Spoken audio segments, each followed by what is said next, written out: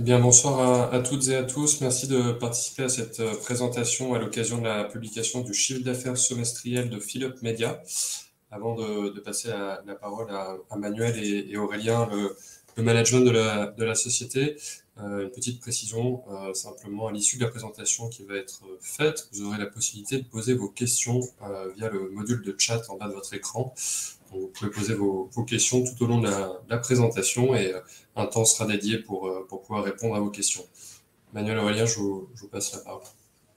Bonjour à toutes et tous et bienvenue à cette session de présentation du chiffre d'affaires semestriel. Je suis Manuel Berland, je suis le président directeur général et cofondateur de Philip Media. Bonjour, je suis Aurélien Griot, directeur général délégué et cofondateur de Philip Media.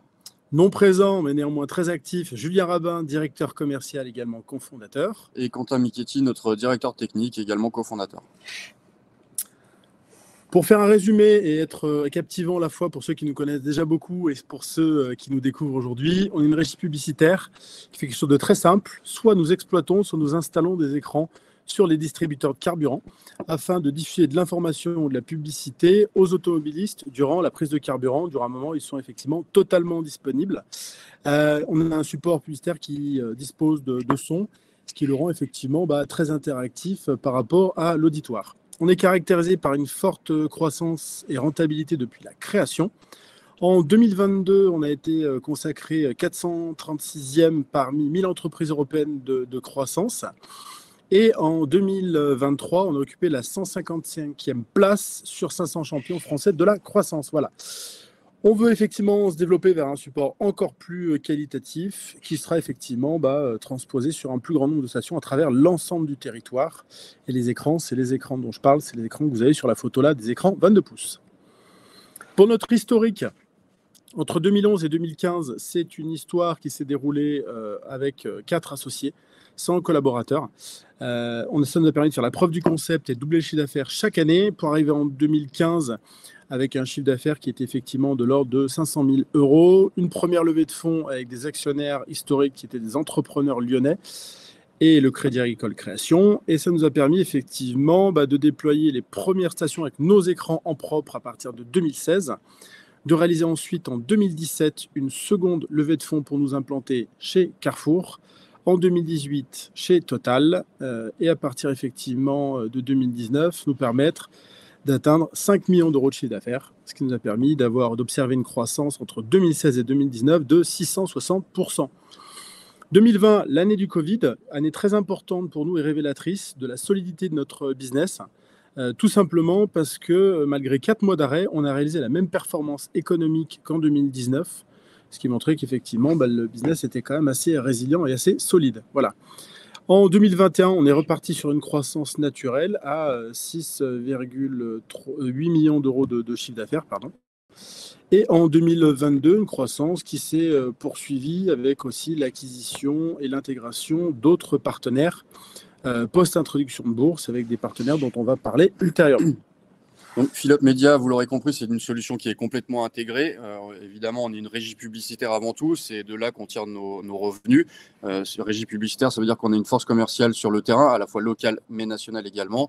On a des outils de planification des campagnes à distance qui nous permettent de diffuser les campagnes de nos annonceurs. On a également un studio de création de spots. On produit les spots pour l'ensemble de nos clients, principalement les clients locaux.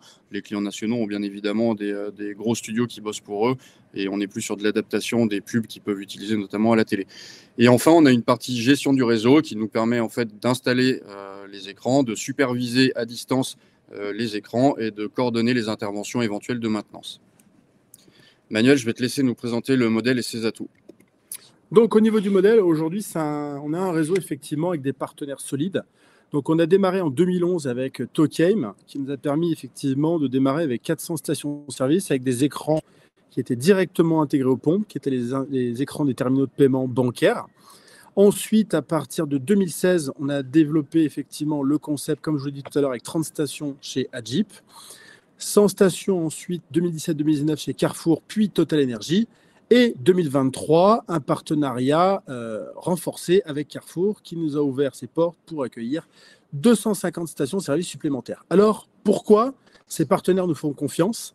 Tout simplement parce qu'on a une proposition de valeur sur le long terme qui est très intéressante.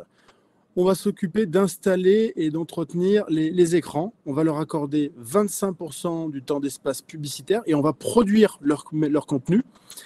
75% du temps restant, c'est-à-dire 9 fois 10 secondes, on va se l'octroyer pour vendre l'espace à des annonceurs locaux, régionaux, nationaux et générer les revenus nécessaires. Et ensuite, on va réaliser effectivement les spots pour le partenaire, mais également pour nos annonceurs, qu'ils soient locaux, régionaux ou nationaux. Et enfin, on va reverser une quote-part du chiffre d'affaires qui va être généré. Et en contrepartie, qu'est-ce qu'on va leur demander à tous ces célèbres partenaires? Une exclusivité sur tout autre média sur la station-service et des contrats d'exploitation de 6 ans. Donc ça, c'est ce qu'on faisait jusqu'en 2019. Et la nouveauté du contrat Carrefour, c'est qu'on est aujourd'hui effectivement sur un contrat de 8 ans et 9 mois, ce qui est une véritable avancée. Et puis effectivement, plus de visibilité, une confiance renforcée, ce qui nous permet effectivement d'avoir un gain en termes de contrat qui est quasiment de 50%, puisqu'habituellement on était sur 6 ans et là aujourd'hui on est presque sur 9. On dispose aujourd'hui effectivement d'un maillage qui est stratégique sur l'ensemble du territoire, qui va être bien entendu aujourd'hui renforcé, puisque ça va nous permettre de disposer de 6000 écrans répartis sur 850 stations-service et de toucher chaque semaine 6 millions d'automobilistes.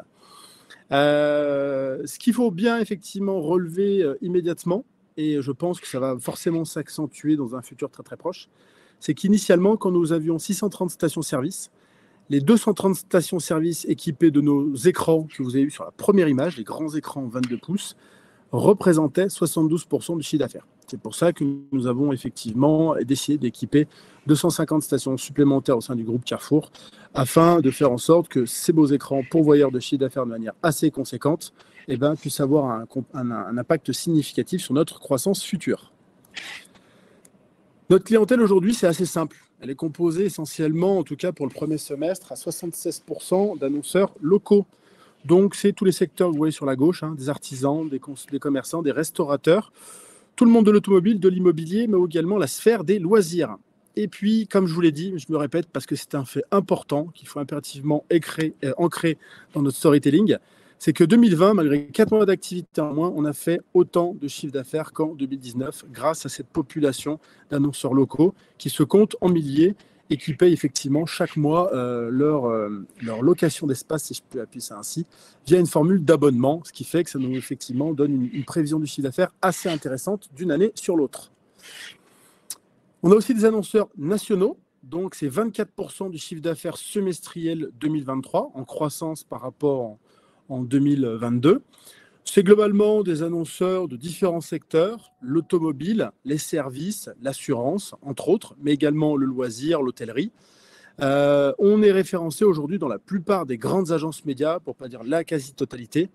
Et effectivement, ces agences médias ont une forte appétence pour la croissance de notre réseau, puisque la seule raison qui les retient de passer des commandes beaucoup plus importantes sur notre réseau était la taille de ce dernier. Mais effectivement, en passant de 4 à 6, c'est une avancée significative qui va nous permettre d'enregistrer des contrats nationaux beaucoup plus importants dès 2024. On a une équipe qui est prête. On a toujours fait ce choix depuis 2019, parce que 2019 a été une année de croissance intense où on avait déployé et ensuite structuré, et ça nous avait fait perdre énormément de temps. Depuis effectivement un peu plus d'un an, on a décidé de faire l'inverse, c'est-à-dire de structurer notre équipe pour affronter la croissance future et pouvoir générer très très rapidement du chiffre d'affaires sur le dernier trimestre 2023, mais également d'avoir un haut niveau de performance sur 2024. C'est 49 employés en 2022 et globalement, à date aujourd'hui, je crois qu'on doit être aux alentours de 55. Un tout petit peu moins, on est à 53. 53, très bien, merci Aurélien. Au niveau de notre démarche RSE, elle est pleinement intégrée à notre offre depuis le début, puisque dès le début, l'idée c'était de dire remplaçons en fait toutes les affichettes en carton, les stop pompes que vous pouvez avoir par des écrans, parce que ça permet effectivement d'avoir une offre qui est digitale et réactive. Ça permet effectivement aussi d'avoir des supports qui sont réutilisables, des supports qui nous permettent aujourd'hui de changer seulement quelques composants à l'intérieur et pas de tout rechanger, et des supports qui ont une durée de vie assez importante, qui, en termes de garantie fournisseur, sont plus de l'ordre de 6-7 ans, mais que réellement, sur le terrain, on constate et on anticipe une durée de vie qui serait plus de l'ordre de 8 à 10 ans, ce qui est intéressant pour notre rentabilité. Enfin, on a une culture qui est ouverte au dialogue et collaborative. On a 55% du management qui est féminin. On favorise systématiquement l'évolution interne, et ça c'est important pour nous, de compter plus, miser sur l'ADN que plus effectivement le CV d'une personne potentiellement entrante. Et c'est un vrai succès aujourd'hui en termes de culture, de valeur et de performance. On contribue au dynamisme économique local parce qu'avec 74% d'annonceurs, 76 pardon, d'annonceurs locaux, eh ben, ça nous permet effectivement de soutenir la performance et le développement de tous ces acteurs en local qui sont effectivement qui recrutent grâce à nous, grâce à notre impact au développement du chiffre d'affaires. Et ça leur offre une plus grande visibilité aussi vis-à-vis d'autres enseignes, d'autres marques. Et enfin, on a un engagement sociétal quotidien, malgré tout un tas de grandes causes que nous soutenons. On a aussi fait un partenariat structurant avec le ministère de la Justice pour diffuser des messages d'alerte enlèvement lorsqu'il y a un enlèvement et sur commandement du procureur de la zone géographique concernée. Je vais passer la parole à Aurélien qui va vous parler du chiffre d'affaires 2023. Merci Manuel. Donc effectivement, on va aborder le chiffre d'affaires semestriel 2023, qui est l'objet de ce webinaire en priorité. Donc on voit qu'on a une poursuite d'une historique de croissance forte avec plus 21,3% sur le premier semestre 2023 par rapport au premier semestre 2022. On atteint un chiffre d'affaires de 4,6 millions d'euros sur ce premier semestre, réalisé avec le même nombre de stations-service partenaires qu'en 2022, en S1 2022 et fin d'année 2022. On n'a pas eu d'installation de croissance de stations depuis la fin de 2019. La progression du chiffre d'affaires, elle est importante, notamment au niveau des annonceurs nationaux, donc via l'intermédiaire de régies publicitaires nationales. On fait plus 14% par rapport au premier semestre 2022. C'est essentiellement grâce à la structuration de cette équipe grand compte et notamment, comme on l'avait communiqué auprès des marchés, le recrutement d'un directeur grand compte national qui nous a rejoint au 1er janvier 2023. On a 76% du chiffre d'affaires semestriel qui est réalisé auprès d'annonceurs locaux. Donc, on revient sur des niveaux qu'on avait connus dans les années 2018, 2019 et jusqu'à 2022, avec un ratio de 75-25 qui est plus cohérent avec ce qu'on avait l'habitude de faire. Enfin, on peut noter un dernier point, c'est qu'on a réalisé 200 000 euros de chiffre d'affaires sur les nouveaux marchés qu'on a signés et donc ça fait partie de notre stratégie de diversification. Donc les résultats sont plutôt encourageants sur ce premier semestre. Si je reprends les graphiques que vous voyez sur votre droite, ce qui est important de noter, c'est l'évolution du chiffre d'affaires. Je vais directement sur le graphique du bas. On voit qu'en fait, notre évolution, elle se fait par palier. À chaque fois qu'on vient installer un nouveau réseau, on a un accroissement naturel. On voit par exemple le gap entre 2,6 millions en 2018 et 5 millions en 2019 qui s'explique par l'installation de Total et l'effet année pleine du réseau Carrefour. Je ne reviens pas sur les années précédentes où on a gardé le même chiffre d'affaires avec le Covid, ce qui était déjà une prouesse. Il y a une petite coquille dans le graphique. Là, on est sur 2020. On est sur 2020 avec la deuxième année à 5 millions. Les croissances qu'on voit sur les années 2021-2022 et qui se confirment, voire s'accélèrent sur 2023, c'est uniquement de la croissance organique, bien évidemment. Donc avec un parc de stations constant. La politique de diversification de notre offre, en fait, on en a beaucoup parlé. On a communiqué 2 fois sur les marchés à l'occasion des signatures de ces contrats. On a signé un contrat avec Immedia Center qui nous permet en fait de diffuser sur leurs écrans plus de 500 écrans qui sont implantés auprès de 65 galeries commerçantes à travers la France, des publicités pour des annonceurs locaux. Donc ce qu'on sait faire, on utilise notre force de vente habituelle, on n'a pas d'OPEX qui sont ajoutés, on est régie publicitaire pour ce support. Dans la même lignée, on a signé le même partenariat avec InStore Media, qui est présent aujourd'hui dans 9 pays. Alors pour l'instant, l'offre qu'on diffuse est sur 1350 écrans qui sont répartis dans 300 galeries marchandes en France. Plus de 15 millions de shoppers touchés par semaine. L'annonce majeure qui est intervenue la semaine dernière, vous l'avez certainement vu passer sur bon nombre de réseaux, de la presse spécialisée, de la presse économique, c'est la signature d'un nouveau contrat majeur avec Carrefour, d'une durée effectivement de près de 9 ans, comme je l'ai évoqué tout à l'heure. On va déployer 2000 écrans supplémentaires dans 250 stations-service additionnelles. Alors c'est très intéressant pour plusieurs aspects. Ça veut dire que, Carrefour nous a témoigné et renouvelé sa confiance sur le réseau de 100 stations-service que nous avions déjà équipées et qu'il l'a renouvelé également pour près de 9 ans. Et qu'en plus, conjointement, après négociation, il nous a accordé le droit de déployer ce nouveau service sur 250 stations-service supplémentaires. Ça se compose de 100 stations-service d'hypermarché, comme nous l'avons actuellement, et 150 stations-service de Carrefour Market, ce qui va nous permettre d'avoir une couverture encore plus harmonieuse et d'être présent dans des endroits où effectivement il y a peu de médias et une forte demande en termes de communication de la part du tissu économique local, mais également de la part des annonceurs nationaux. Voilà. Donc, ce qui est important, c'est que de se dire ça va nous permettre d'atteindre 6000 écrans et 850 stations-service. Ça nous permet d'atteindre près de 50% de l'objectif de déploiement qu'on avait évoqué lors de notre introduction en bourse.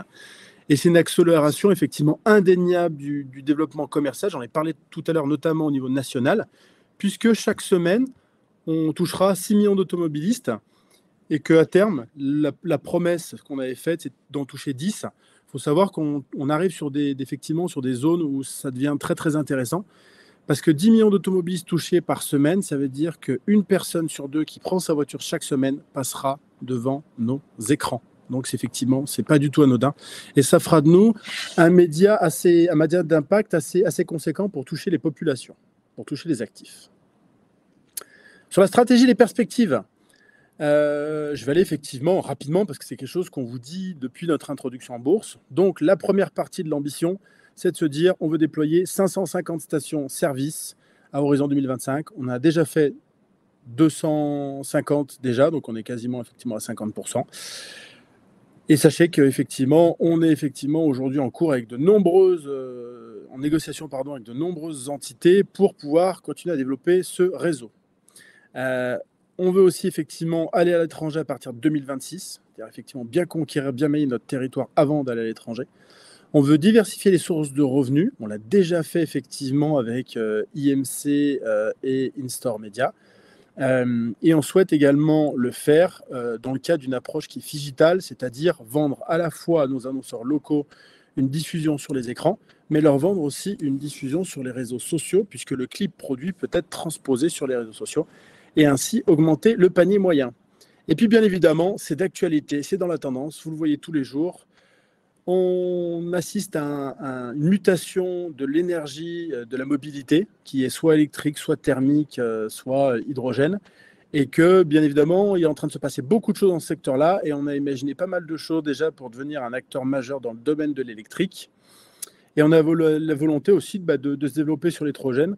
Donc, c'est un secteur qu'on est amené à suivre de manière assez importante dans les mois et les semaines, enfin dans les semaines et les mois à venir. Pour résumer tout ce qu'on vient de se dire, aujourd'hui, on est le plus grand réseau média DOH avec son déjà implanté en Europe. On est unique en France. On propose, et c'est ce qui plaît beaucoup à nos annonceurs nationaux, une fiabilité de la mesure d'audience, puisque un ticket de carburant, un ticket de caisse carburant égale une audience. Donc ça, effectivement, c'est quelque chose qu'on suit et qu'on peut quantifier, qui est contractuel avec nos partenaires. On a des fortes barrières à l'entrée. Alors, une qui est évidente, historiquement des contrats de 6 ans, demain des contrats de près de 9 ans. Et surtout, ma plus grosse barrière à l'entrée, je pense que c'est la capacité à diriger cette société et à la faire fonctionner au travers d'une multitude de clients petits, moyens ou grands, ce qui fait que ça rend effectivement l'introduction sur le marché très compliquée pour un potentiel nouvel entrant. On a un modèle de croissance qui est résilient, on l'a dit à plusieurs reprises, il est à la fois prédictible de par la typologie de paiement et l'abonnement que payent les annonceurs locaux pour être diffusés sur nos écrans. On sait qu'on est duplicable à l'international de manière assez sûre et certaine d'un point de vue technique et commercial, sans en douter. On a un management et une équipe qui est soudée, qui croit en le projet, la vision et qui est effectivement très active dans la rédaction de la stratégie annuelle. On a des perspectives effectivement qui sont ambitieuses et assurées. Aujourd'hui, à horizon 2025, notre volonté, c'est d'avoir effectivement un CAGR du chiffre d'affaires de l'ordre de 40% sur un spectre 2021-2025, un chiffre d'affaires de 26 millions d'euros et une marge d'EBITDA retraitée supérieure à 35%. De poursuivre la diversification des revenus et, comme on l'a dit, un média qui est engagé dans la transition écologique puisque nous serons amenés à accompagner l'ensemble des énergies qui seront déployées sur le territoire en termes de mobilité automobile.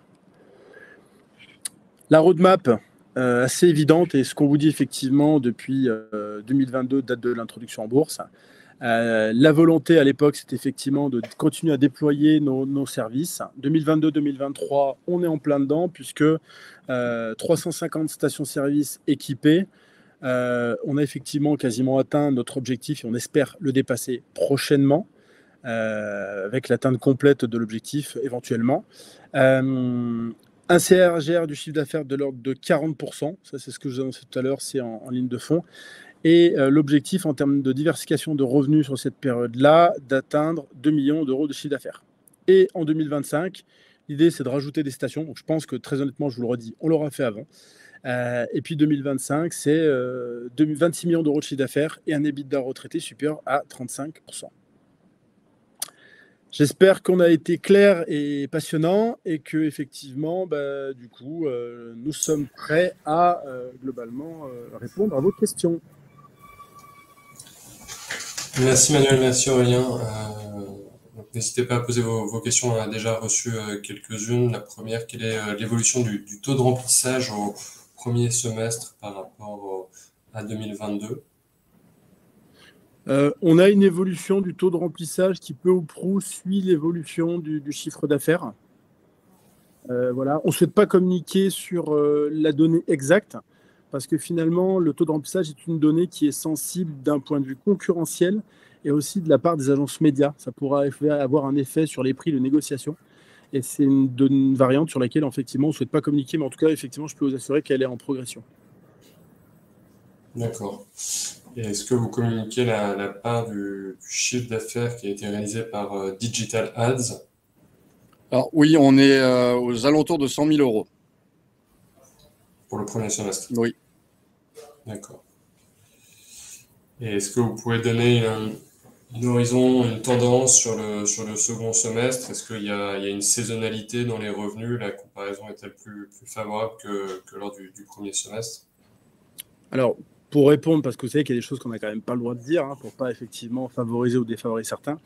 Néanmoins, ce que je peux dire, c'est que chez nous, il n'y a aucune saisonnalité, hormis le mois d'août, comme dans la plupart des entreprises françaises, je veux dire. Mais effectivement, on n'a pas de saisonnalité, donc généralement, globalement, on a des tendances qui sont à peu près similaires entre S1 et S2, sauf année particulière, accident industriel.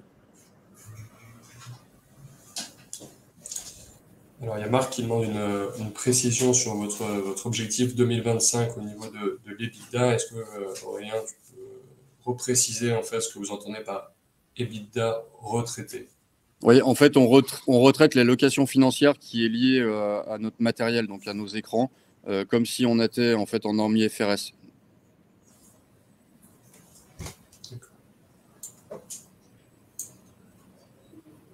Deux questions de la part de Philippe. Est-ce que vous confirmez donc le déploiement de 100 stations?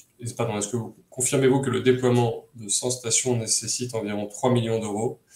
Et la seconde question, est-ce vous qui faites les spots pour l'espace pub qui est donné à votre partenaire? Oui et oui. 100 stations d'hypermarché, c'est-à-dire globalement une station, vous avez entre 5 et 6 appareils distributeurs à peu près, ce qui permet simultanément de recevoir entre 10 et 12 véhicules, nécessite environ 3 millions d'euros. Voilà. Et oui, effectivement, c'est nous qui réalisons les spots pour nos partenaires. L'année dernière, on a réalisé, je crois, à peu près de mémoire, un peu plus de 2000 spots, à la fois pour les partenaires, mais aussi pour les annonceurs locaux. Et c'est une entité qui est composée de 7-8 personnes.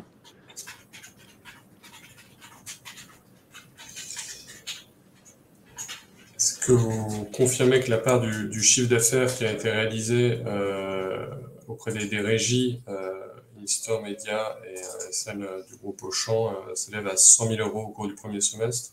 Non, il s'élève à 200 000 euros. En fait, quand on parle sur la slide en fait, où on présentait la croissance du chiffre d'affaires, les 200 000 euros qui sont annoncés via la diversification, c'est uniquement sur les contrats ISM et IMC. Donc les 100 000 euros de chiffre d'affaires sur le Digital Ads sont bien à rajouter à ça. D'accord. Alors, une question dans le cadre de votre déploiement, comment allez-vous financer les nouveaux écrans? Alors, il va y avoir une partie de financement sur fonds propres, une partie qui sera financée par de la dette. On est en train de voir la répartition. Il y aura également de la location financière, hein. Donc on est en train de finaliser les contrats pour connaître la ventilation exacte entre contrat de location et dette traditionnelle.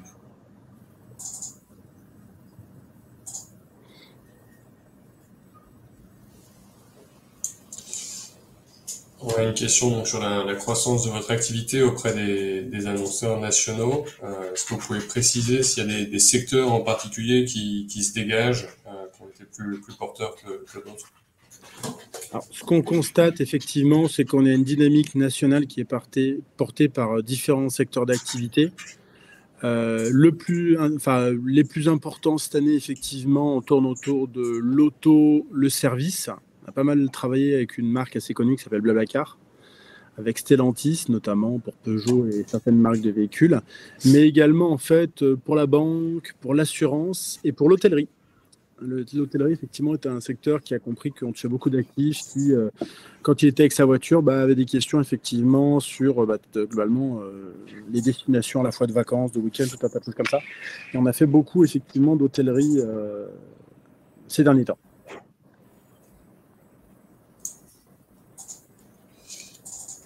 Comment expliquez-vous la différence de dynamique donc, entre justement les annonceurs locaux d'une part, qui est quasiment flat par rapport au premier semestre 2022, et le national, au-delà de l'effet du recrutement qui avait été fait en début d'année sur la partie régie au niveau national?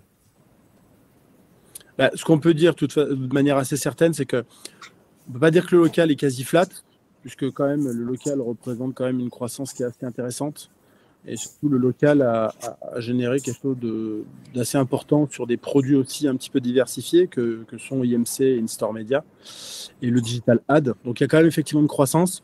Et la régie nationale, ce qui se passe, c'est que, à tort, poursuivant dans notre effort de croissance par les années passées, on avait effectivement, pour le coup, décidé de plus traiter de sujet local.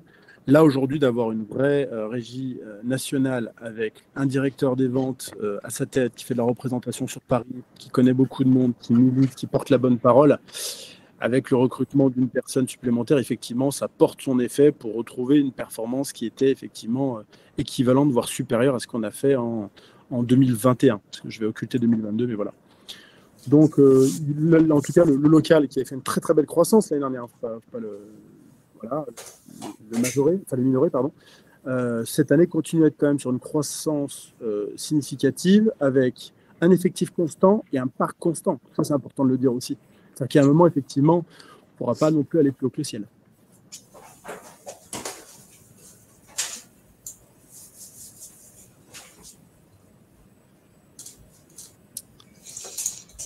Une question sur la tendance du troisième trimestre. Est-ce que vous êtes sur le même rythme de croissance qu'au premier semestre? Est-ce que vous êtes en accélération justement avec ces diversifications? Alors malheureusement, on ne peut pas répondre à cette question sur le troisième trimestre.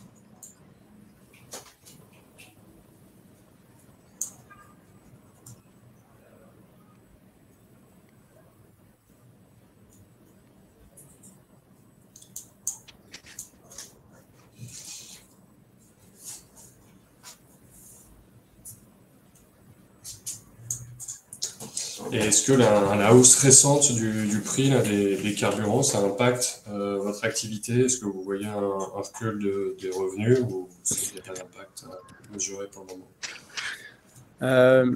C'est un impact effectivement qui va être plutôt positif.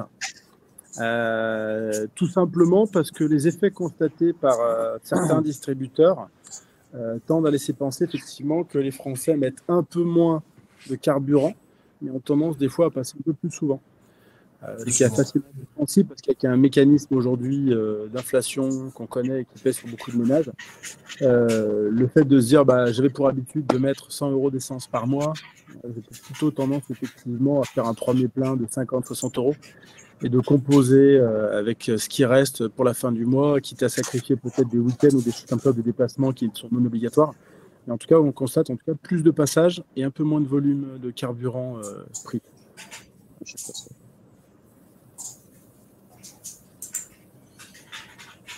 Est-ce que vous avez un objectif de chiffre d'affaires pour l'année 2023 ou une fourchette d'objectif de chiffre d'affaires?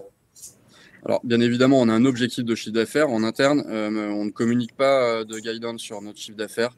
Et donc, pas de fourchette non plus. D'autant plus qu'il est encore un peu tôt pour parler de chiffre d'affaires 2023. On ne voudrait pas vous induire en erreur.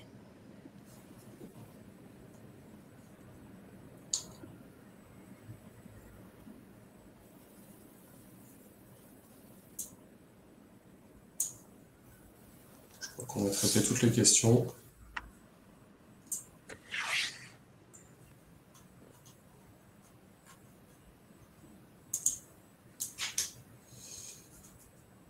Il y a une nouvelle question qui arrive. Peut-être un mot sur le partenariat avec View et son impact sur la progression de votre chiffre d'affaires au niveau national. Pas conséquent, très honnêtement, mais je dirais que c'est un peu normal vu la croissance de ce segment qui quand même est vraiment en train quand même de se structurer, et on sent qu'il y a quand même une dimension technologique qui, je pense, avait été sous-estimée de la part de certains acteurs du DOH, à faire intégrer effectivement, à faire communiquer les plateformes avec les différents systèmes de chacun.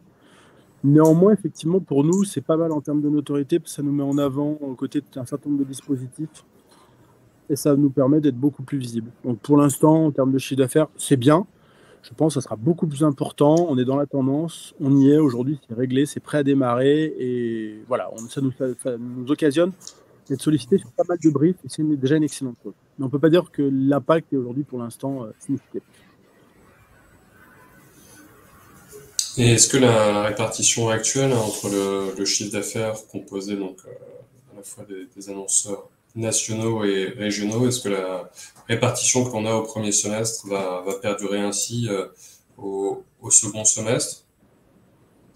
À minima, on espère la maintenir en l'état.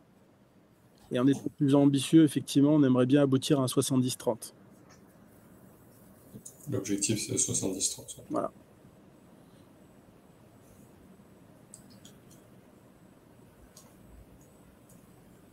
Si on n'a pas d'autres questions, Manuel, Aurélien, je vous laisse peut-être conclure pour ce soir la publication de ce chiffre d'affaires semestriel 2023. Écoutez, merci à toutes les personnes qui étaient présentes aujourd'hui de nous avoir écoutés. Merci pour ces questions qui étaient comme toujours intéressantes et passionnantes. Et puis effectivement, on aura plaisir à vous retrouver très prochainement pour l'annonce de la communication des résultats 2023. Du premier semestre. Oui. Premier semestre. Et peut-être 17 octobre. 17 octobre, voilà, exactement. Et peut-être effectivement vous retrouver prochainement pour l'annonce d'une très bonne nouvelle en termes de croissance de parc. Voilà. Merci beaucoup. Merci beaucoup, très bonne soirée. Merci messieurs, bonne soirée à tous.